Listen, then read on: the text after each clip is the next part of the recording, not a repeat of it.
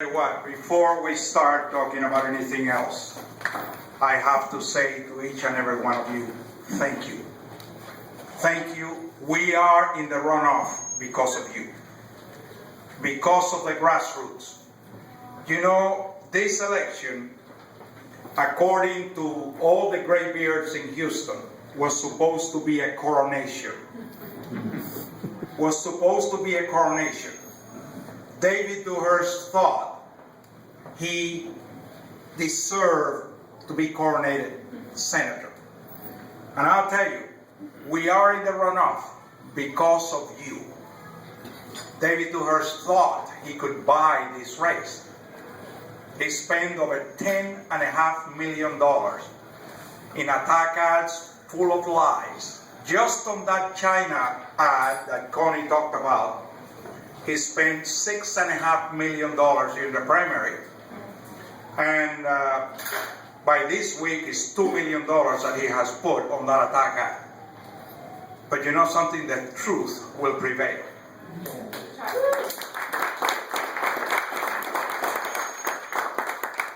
As Connie mentioned, on the website, cruz.org, there's a button that says Get the Facts.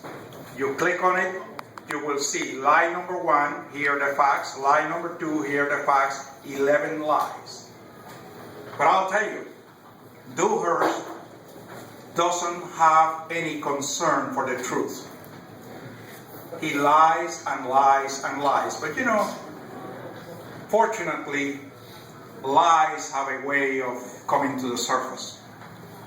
If you recall the debate that was here in Dallas a few weeks ago, Ted was able to ask him one question directly. And the question he asked him was, Lieutenant Governor, did you ever propose a payroll tax? And he looked at the camera and he said, no, I never proposed a wage tax. I never proposed a payroll tax. Well, there are at least 18 pieces of literature that say otherwise. There is an article, unfortunately I ran out of them, that appeared in the Wall Street Journal in 2005, documenting that David Dewhurst had proposed this wage tax that would have killed 40,000 jobs in Texas. The only reason it did not pass was because the governor threatened to veto that, and so he backed out. Then he also, in that same debate, said categorically, I have never, these were his words, I have never proposed a guest worker program. Well, yesterday it became public that he had illegally removed all documentation from his Lieutenant Governor website, which is a taxpayer-funded website. He removed all documentation of when he proposed, again his words, to make every illegal alien in this country have a guest worker program so they could work legally in this country. Way beyond what anybody else has proposed. Well, he purged that website from all information about it, and yesterday it hit the news and it was everywhere. If you want to look at it, go to tedcruz.org and click on blog. As a matter of fact, I would encourage you to do that every day.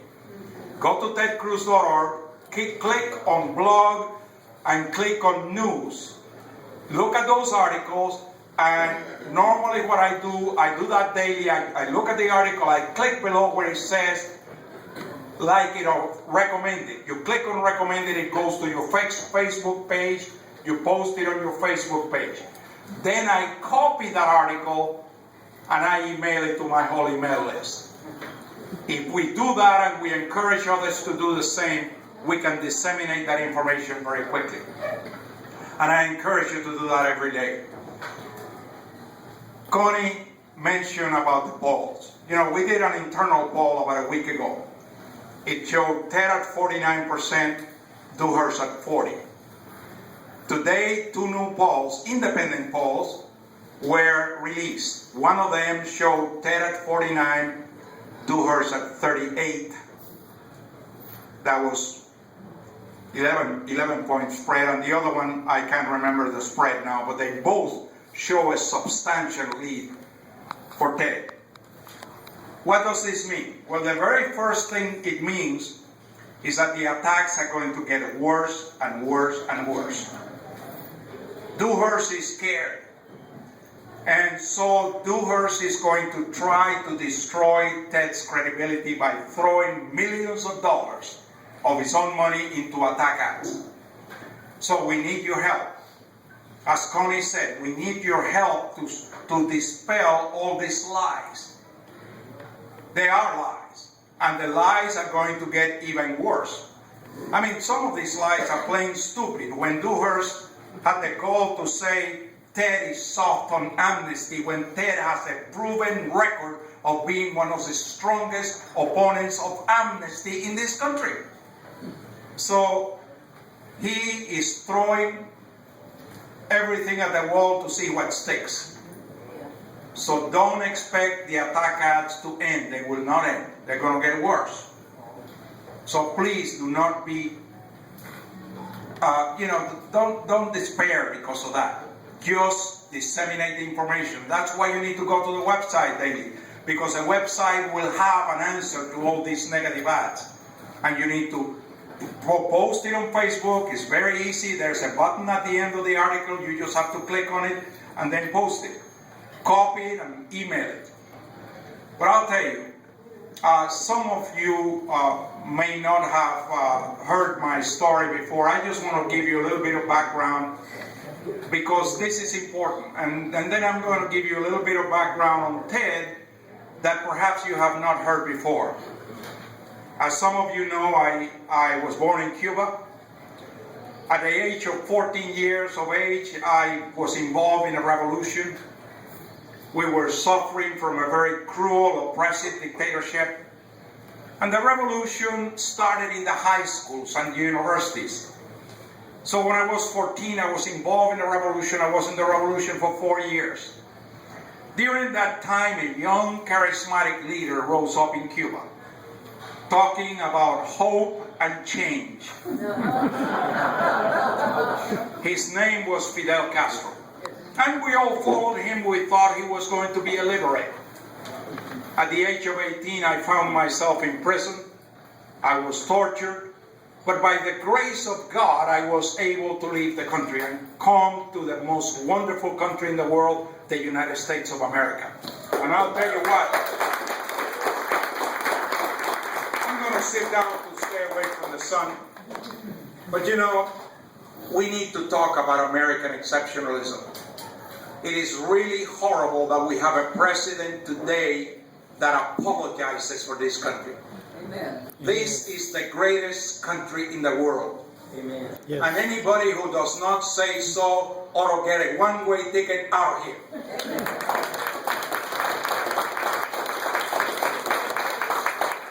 Anyway, I came to this country in 1957. And at the beginning of 1959, and by the way, I didn't have any money, couldn't speak English, but you know something?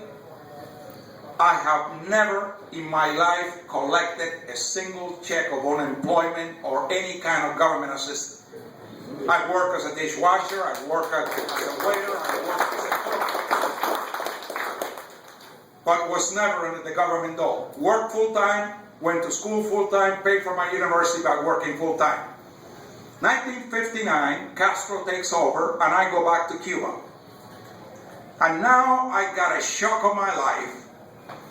This same man that had been talking about hope and change before was now talking about how the rich are evil, how they oppress the poor, and about the need to redistribute the wealth. So I left Cuba disillusioned and came back to the U.S. never to return. Got out of university. Within a few years, I started my own business in oil and gas exploration.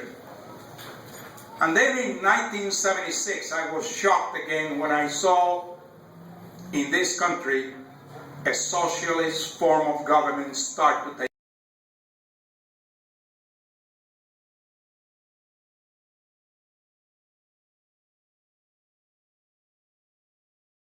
And some of you may remember the presidency of Jimmy Carter. 18% inflation, 22% interest rates, double-digit unemployment, 2 block lines to get gasoline.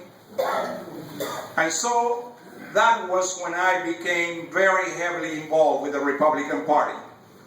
And I became very involved in the 1980 campaign to elect Ronald Reagan. Without a doubt, the best president we've had in this country for the last 100 years.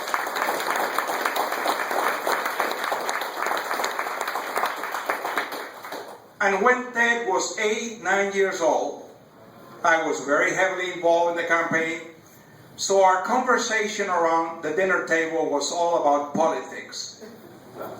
And if any of you know Ted, you know that even when he was 9 years old, he thought he was an adult.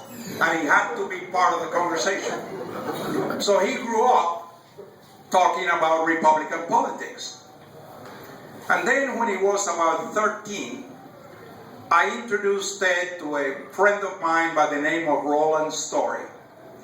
Roland Story was the director of an organization called the Free Enterprise Institute. And so when Ted was 13, instead of reading comic books, Ted was reading Milton Friedman. He was reading von Mises. He was reading Frederick Bastiat.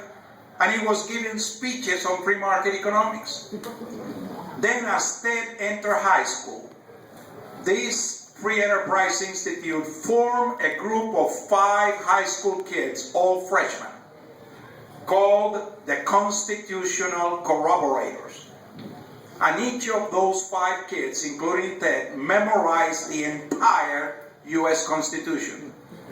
And now he was reading the Federalist Papers. He was reading the Anti-Federalist Papers. And for the next 4 years, all through high school, he gave approximately 80 speeches on free market economics and the Constitution, touring the state of Texas. They would go to a luncheon meeting, maybe a Rotary Club.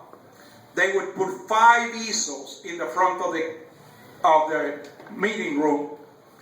And while people were having lunch, these 5 kids wrote on those easels the entire U.S. Constitution by memory. Wow. And I'll tell you, during that time, Ted became passionate about the Constitution. He became passionate about freedom because I had told him over and over again, Ted, when I lost my freedom in Cuba, I had a place to come to.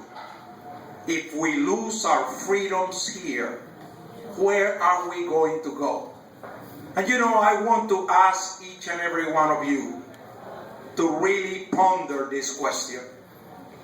If someone had told you 10 years ago that we could lose our freedoms here, you would have laughed. And you would have said, you're crazy. No more. We are on the verge of losing our freedoms. Yes. And because of that, this 2012 election is without a doubt the most important election of our lifetime. I'll tell you, if we lose this time, we may lose our freedom. You know, Ronald Reagan once said, freedom is not free. Freedom is not passed down from generation to generation in our bloodstream. Each generation has to fight to preserve it. And today, this is true more than ever. Now, I'll tell you, we have a very clear choice in this election. If you want business as usual, if you want a moderate, timid career politician to go to Washington, to join the gravy train, to join the club, and keep spending us and taxing us to the ground, then elect David Dewhurst.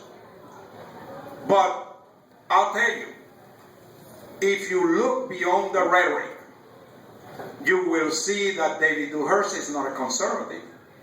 Even though he tells you he has cut taxes and cut spending, that's not the record. The true record is in the last 10 years, since he's been lieutenant governor, taxes have gone up in Texas 49%. The budget in the legislature has gone up 62%. Now, he tells you that he has balanced the budget every biennium. Well, you got to balance the budget by law, by the Constitution, the Texas Constitution. But let me tell you how he balances the budget. And this is documented proof. In this last biennium, he used 24 months of revenue and only 19 months of expenditures. Creative accounting. And he took $17 billion of expenditures and rolled them over to the next biennium. So the next legislature that will come in January of the next year, just right off the bat is inheriting $17 billion of debt. I don't know about you, but you can't balance your checkbook by saying, well, you know, I'll just take my rent from this month and put it into next month and look how good my checkbook looks. But that's basically what he's doing. Just like Obamacare. Oh, Obamacare, we're going to start taxing it now, but the benefits don't start until 2014. And you know, that's how they came up with their numbers, using less years of expenditures and more years of revenue. Doing creative accounting like taking $500 million from $500 billion from Social Security and counting it twice to show you how much they were saving. Well, I don't know about you, but you can't take your checkbook and write a deposit twice and have twice as much money in the bank. It doesn't work that way. So we need to look beyond the rhetoric. And we need to, when you listen to an ad, look at the facts. You know, it is not by coincidence that TED does not have an issues page in his website. Instead of that, it has a proven record page. If you go to tedcruz.org and you click on proven record, you're going to see a lifetime of experience fighting for conservative principles and winning on a national basis. Whether it is defending the Ten Commandments or defending the Pledge of Allegiance because an atheist sued because it said one nation under God. And the federal courts agreed and said it was unconstitutional. And Ted took it all the way to the Supreme Court and won unanimously. Whether it is protecting our right to keep and bear arms, which again, D.C. said they passed a law banning handguns. And Ted challenged that ban. I remember when that happened, the Attorney General from D.C. called Ted screaming, "What are you blankety-blank doing messing with D.C.? Stay out there in Texas." And Ted said, "Sir, I do it, number one, because I'm an American and I'm entitled. Number two, because whatever you do in D.C. will affect us in Texas." He took it to the Supreme Court, 1-5-4. And I'll tell you what, the Obama administration wants to take our rights to keep and bear arms away from us. And they're trying to take our God and our gun. And if they do that, then they can impose a dictatorship upon us. Now, he's trying it. He's been trying it through the courts, through the legislature, hasn't gone anywhere. Now he's trying through the United Nations. And there's now some proposals in the United Nations to try to impose a ban on guns. And, of course, we have a precedent, too, when Ted fought for U.S. sovereignty, when the United Nations tried to impose their rules upon our courts. And Ted fought defending U.S. sovereignty all the way to the United Nations and to the Supreme Court and won. but our freedoms are under assault. Now, the Obama administration is trying another avenue through about a half a dozen treaties. Any of you heard of the Law of the Sea Treaty? Yes. Well,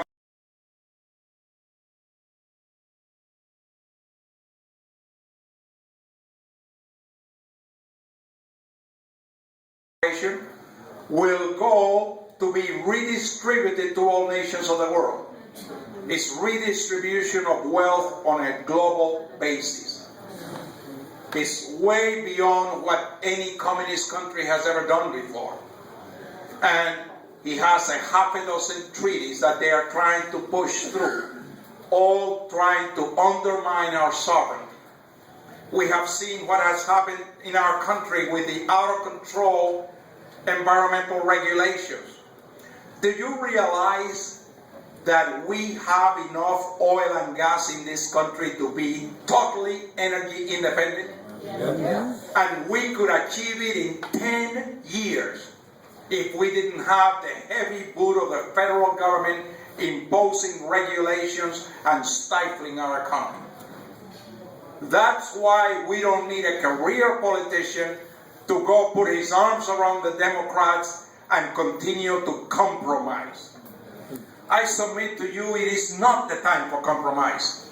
It is a time for drawing a line in the sand and fighting to preserve our freedom, fighting to preserve the Constitution, fighting to limit the scope, size, and power of the federal government, fighting to get rid of all these myriads of regulations that are killing our economy, fighting to cut taxes so that more of our money stays on our pocket and we keep the hand of the government out of our pockets, fighting for less government and more control to we the people. If you want that,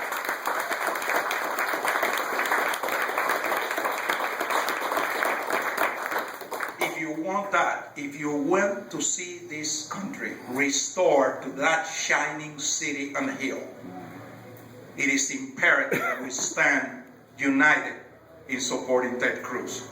Now, I am really excited for what's happening, not just for what the polls show us. You know, a week and a half ago, we saw an abomination happen in this country when the Supreme Court decided to uphold Obamacare. And it was doubly shameful coming from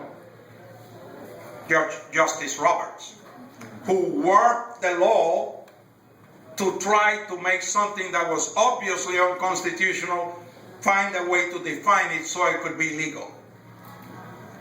But I'll tell you something that the Obama administration was not counting on, something that the establishment Republicans and the liberal politicians were not counting on, and that is we the people.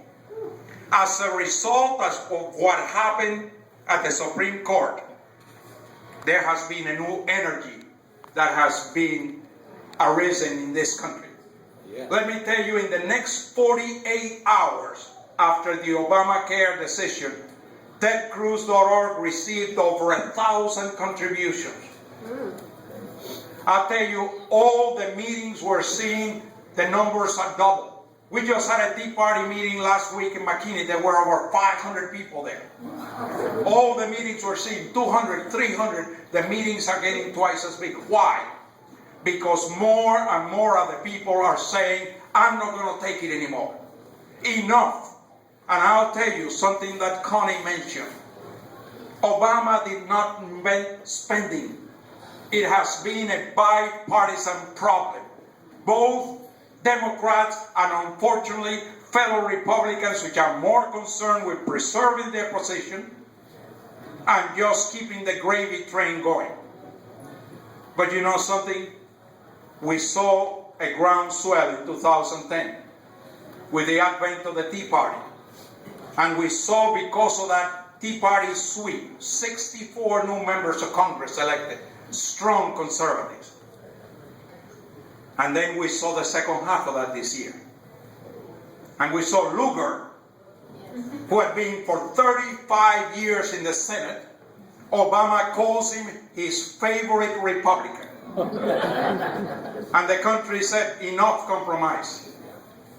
And Murdoch not only won, he won by 21 points. We saw the same thing happen in Nebraska. We saw the same thing happen in Wisconsin. And we